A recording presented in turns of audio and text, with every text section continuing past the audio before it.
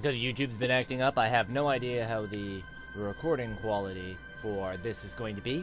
But basically, we're going to be taking a look at the beginner's guide to Diablo 3. So the first thing we need to cover are your options before we even cover our character. So you want to make sure you always turn elective mode on. This lets you choose between all of the different categories in the game. And when it comes to your abilities when you're playing characters. You also want to make sure you have most of the damage numbers on screen. As you level up, this will let you understand further how much damage you are realistically doing in a combat scenario, which is very good. You can turn the tutorials, make sure auto-equip is off. You won't need most of this stuff. The rarity icons you'll still need. In addition to that, you can change some of your settings. It's very important that you get those settings out of the way, that you have the elective mode on, you have all your damage numbers on, and that you have the auto-equip off. So now it comes time to pick your character. Looking at the 7 different classes in the game, it's very hard to pick out what class you should start with. So here's a brief overview. The Monk is a melee character that is based around mobility and being able to rapidly dash between targets and hit targets. He also has healing potential, he has tank potential for being able to take a lot of damage with decent crowd control abilities. The other melee class is the Barbarian.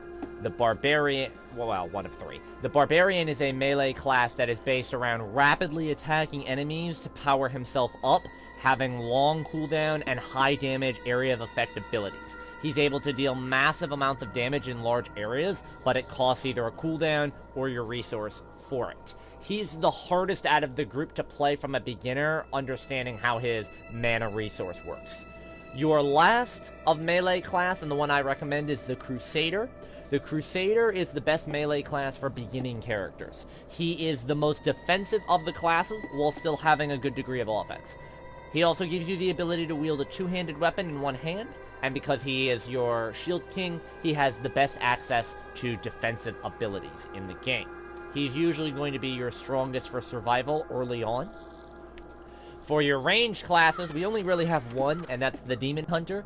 The Demon Hunter is the hardest to play until you get better loot. I highly do not recommend that you play this as a beginning character. Once you get good loot pieces for him, and once you know your abilities and what to do, he's very strong. He focuses mostly on mobility as well, hitting enemies at range and dealing damage to enemies affected by crowd control. He also has 2 different resources you have to manage. Then for your the 3 mid-range classes are 2 summoners and a mid-range. You have your wizard, who is an elemental expert. This is a solid beginning choice. It offers close and long-range capabilities, and he also has the ability to have multiple different elements. He can choose between set builds around fire, ice, lightning, arcane, etc. He also has the ability to do a flex build with a little bit of everything.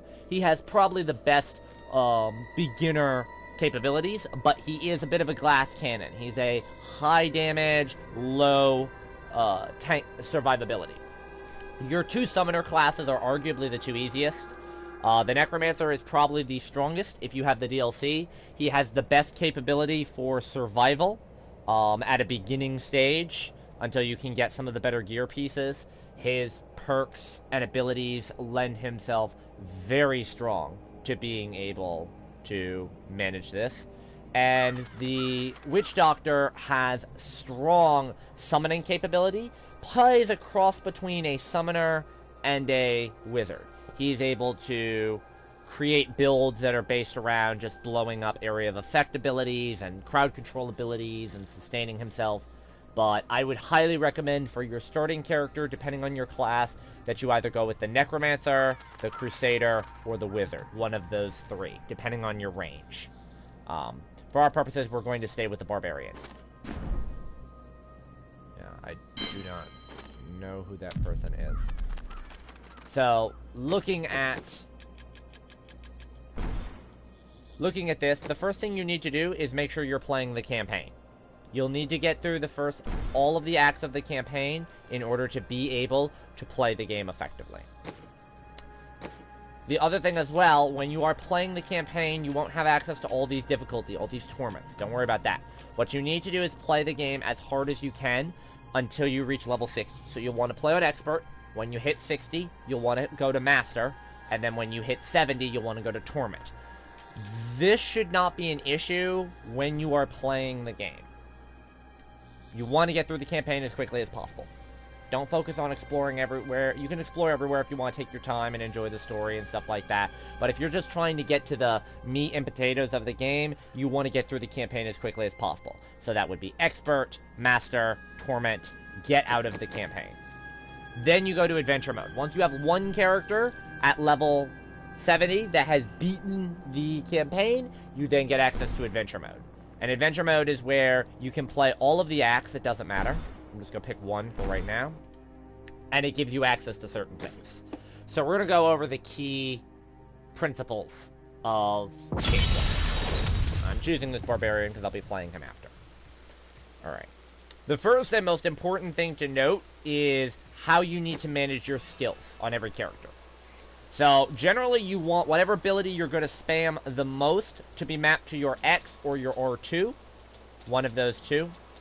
Or whatever's comfortable to you. The way skills work in this.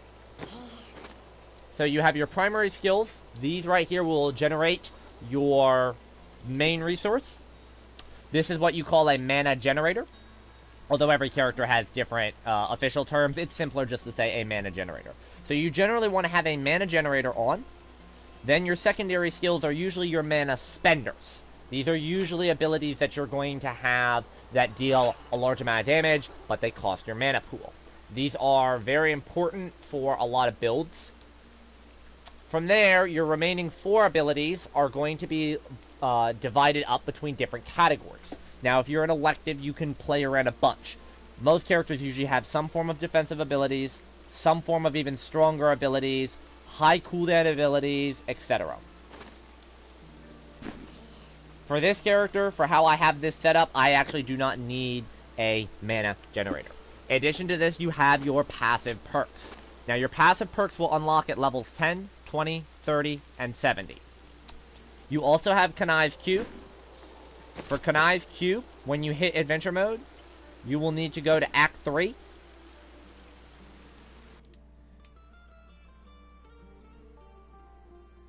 I have Kanai's Cube, so you won't have to...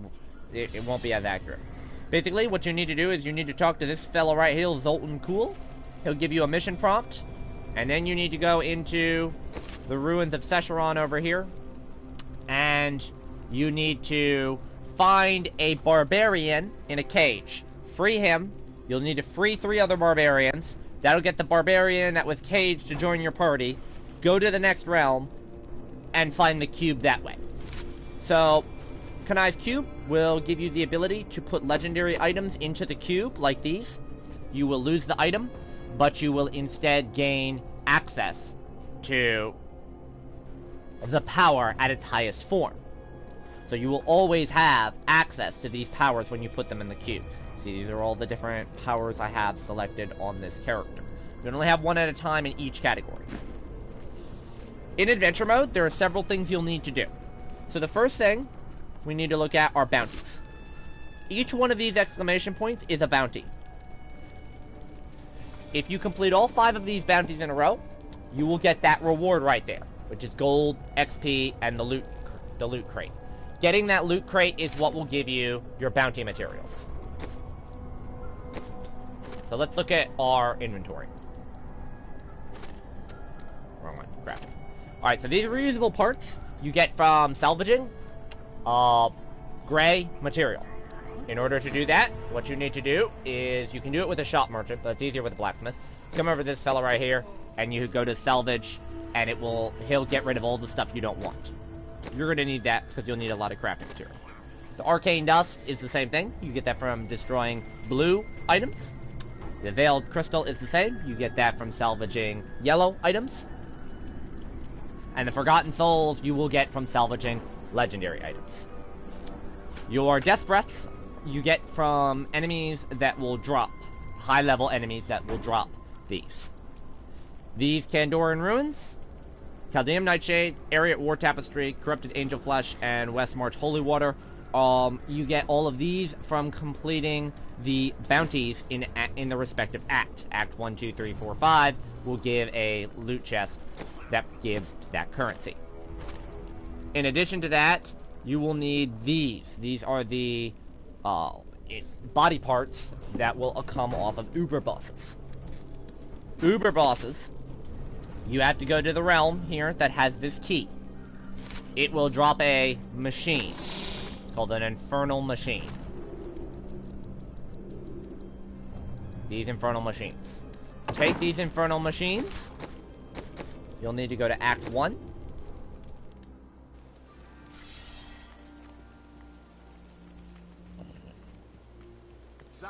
Has fallen to this. Break down the door like that.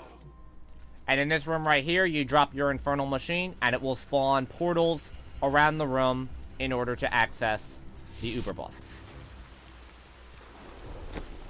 The other thing you will need to know, very important when you're in adventure mode, are your rift stones. So, you can farm your Uber bosses to get the organs. That will let you create different pieces of armor. This is a Hellfire Amulet, which gives you extra passive perks. You'll also be able to create Hellfire Rings. There's the regular Hellfire Ring, which just spawns lava below you when you fight. And then you'll have these other Hellfire ones, which require Uber organs themselves. These right here, you get from killing the Uber bosses, but they're a very rare drop. What these do is these increase your categories even further. You'll also notice you have a new kind of currency, those little orange flecks. Those are blood shards. You talk to this lady right here, and she lets you re-roll them.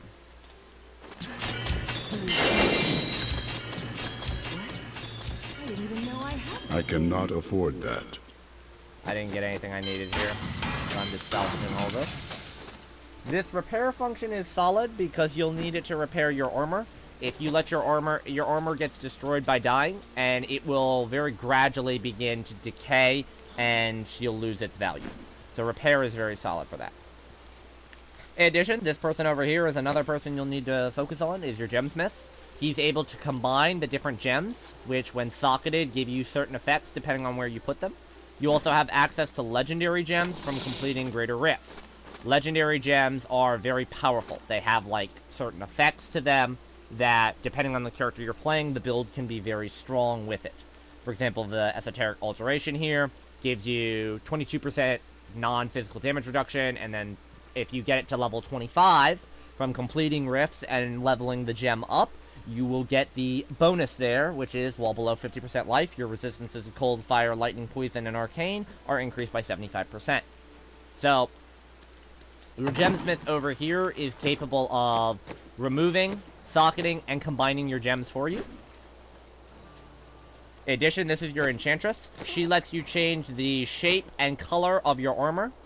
She also gives you the ability to enchant. So enchanting lets you pick one category on the weapon. One of those categories right there. And you gain the ability to re-roll it. You can re-roll it into one of these affixes right here. And you can keep re-rolling it, but it will get more expensive every time you do it. However, if you have the resources for it, it's the good way to create your ultimate armor set. In addition, you have your Paragon points. Once you get over level 70, you get your Paragon points here. For your Paragon points, the way to do it is you'll get 1 point in each of the 4 categories at a time.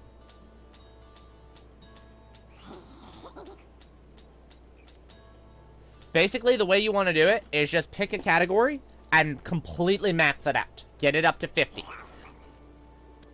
In each of these 3 categories right here. For these categories here, you want to focus on movement speed and whatever your maximum resource is. For this character, it's Fury. You know, for the Crusader, it'll be Wrath. For the Necromancer, it'll be Essence. For the Witch Doctor, it'll be Mana, etc. Focus on these 2 categories. Don't put anything into Vitality or your main stat. These 2 categories right here, if you notice they don't have a cap, is because they're infinite. So all of your Paragon levels past level 800 or something will just keep going into these. Now, your best bet is to split between the 2. That. Like for this character, strength is your main stat, so this will increase the amount of damage that you deal.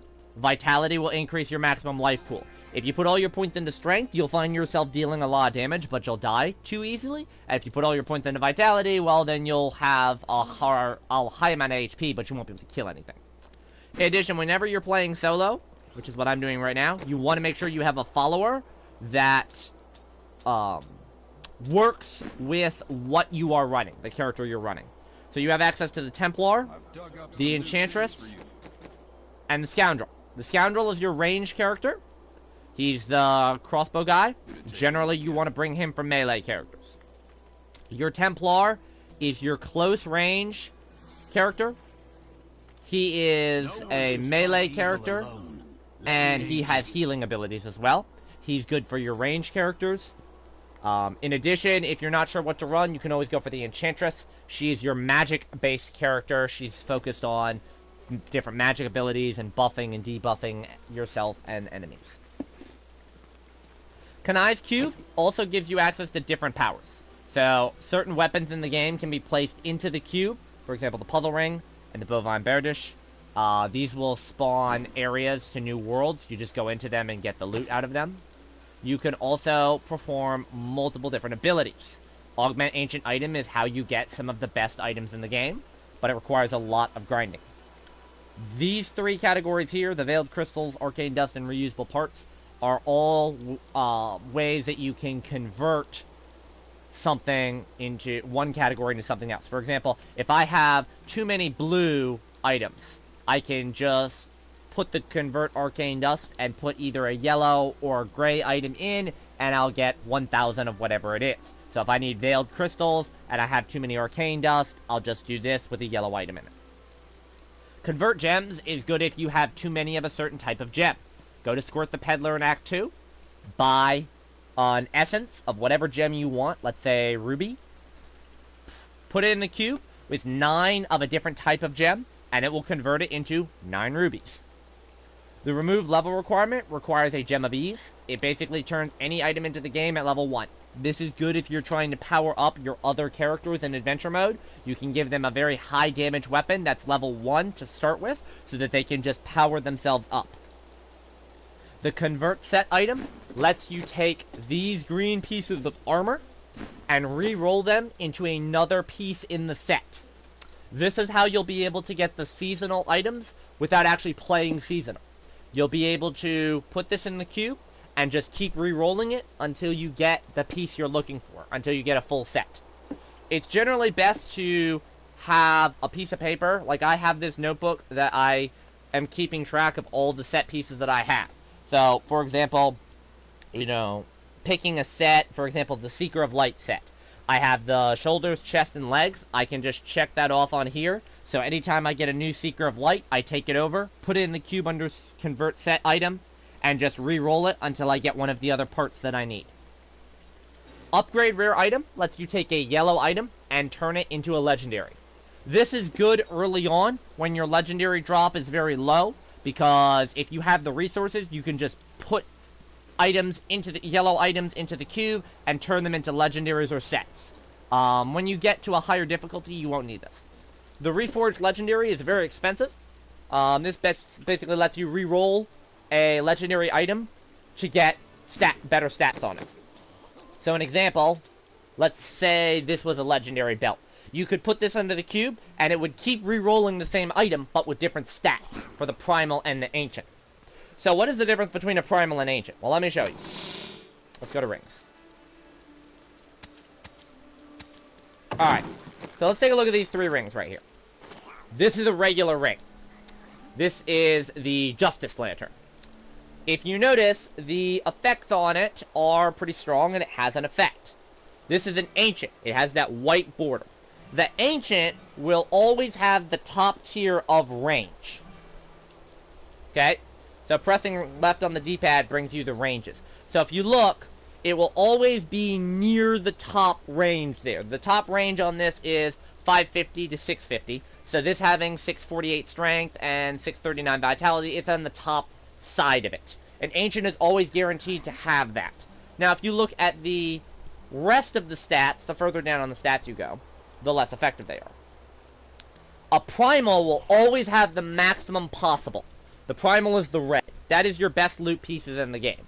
You always want to make sure you're running primals, because they are guaranteed to have the best stats. Like, if you look, this is all over the place right here. But this one is guaranteed the top tier possible.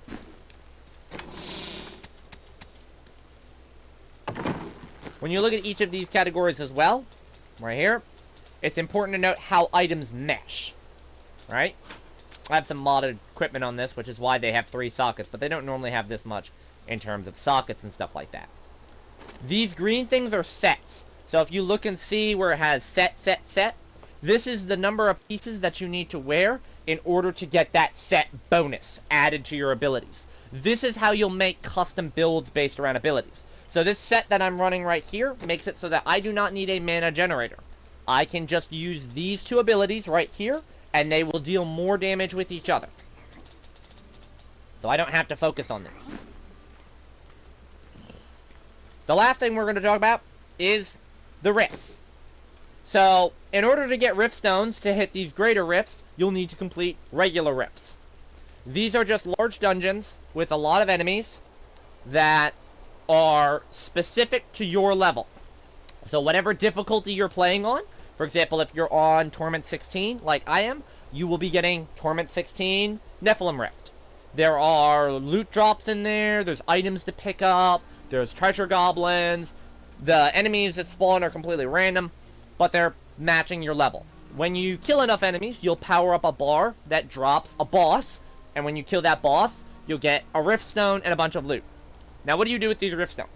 Well, you come over to the Greater Rift, and you pick a level. Now, Rift Stone, you'll have to complete Greater Rifts solo in order to increase your Blood Shard capacity. You'll also need to complete a Greater Rift 70 in order to get Primals to drop. Primals can drop at any version of the game, but you have to complete a GR 70 solo, which is Torment 15. It's pretty hard to do. You're also only going to unlock a few Torment levels at a time, or a few Rift levels at a time. So, you'll need a lot of Rift Stones in order to grind your way up. You look at level 1 is hard. You know, that's pretty easy. Level 4 is Expert. That's pretty easy. Level 7 is Master. That's pretty easy. Level 10 is Torment 1.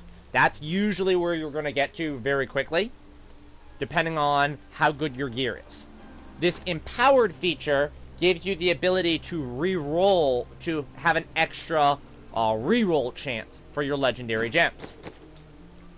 So, if you look at these gems right here, these legendary gems with some pretty powerful effects, the way you do this is when you're in a Greater Rift, like you see these levels right here, the way this works is you go and bring these, you'll get these gems from killing the Rift Guardian. There's a little merchant that pops up once you kill him. If you kill the boss within 15 minutes, you will have access to her. You'll get 3 chances. If you don't die, you'll get a 4th chance, and if you empower it, you'll get a 5th chance. Although it costs gold. And she gives you the opportunity to roll these up one at a time. So looking at this Bane of the Stricken right here, where it's rank 50, that means I have done 10 empowered rifts in order to get this just up to 50. And all the gems have different rarities where they stop. Boon of the Hoarder stops at 50. You know, you'll get a few that stop at most are capped at 150. You know, Reanimated stops at 50. There are a few gems that stop at 50, but most stop at 150. And when you put them in, they give you certain effects. I have no idea if this video is going up on YouTube, but that has been the video. I hope you all enjoy. Good luck.